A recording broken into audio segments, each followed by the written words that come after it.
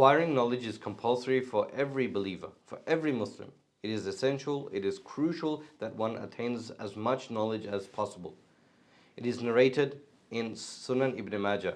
عن أنس بن مالك رضي الله عنه قال قال رسول الله صلى الله عليه وسلم طلب العلم فريضة على كل مسلم وواضع العلم عند غير أهله كمقلد الخنازير الجوهر واللؤلؤ والذهب.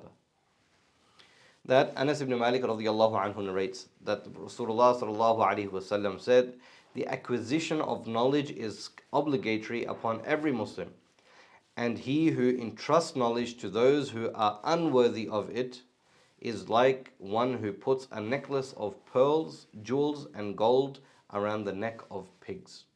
La hawla wa la quwwata illa billah.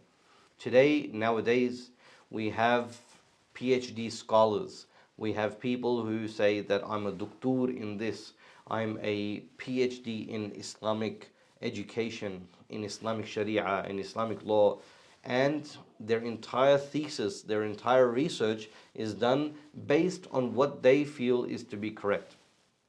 They are self-educated scholars who are not on the correct aqaid, the correct beliefs, the correct creed, and they are not following Ahlul Sunnah wal Jama'ah, rather they are following their own desires, their own thoughts, their own understanding, their own research, and that is how they lead people astray.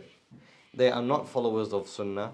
They do not interpret the Quran as interpreted by the Sahaba Ikram or the Salaf Salihin. Rather, they interpret the Quran based on what they understand is to be right. And they expect people to follow that and believe that this is the correct understanding of the Quran. We went to a place, and I don't want to mention where, but one of the big scholars there, he gave me a tafsir which was written by their organization. And upon giving it to me, at the end, before we depart, he said to me that, look, this is a great tafsir to read. Have a read. You know, you may disagree with 50% of it, even if it's not right, but at least the 50% which is in there, it's great content. Now understand, what is he trying to tell me? That he himself is not content. He himself knows that 50% of this information may be dodgy. My question is, why print it? Why give it to me as a gift?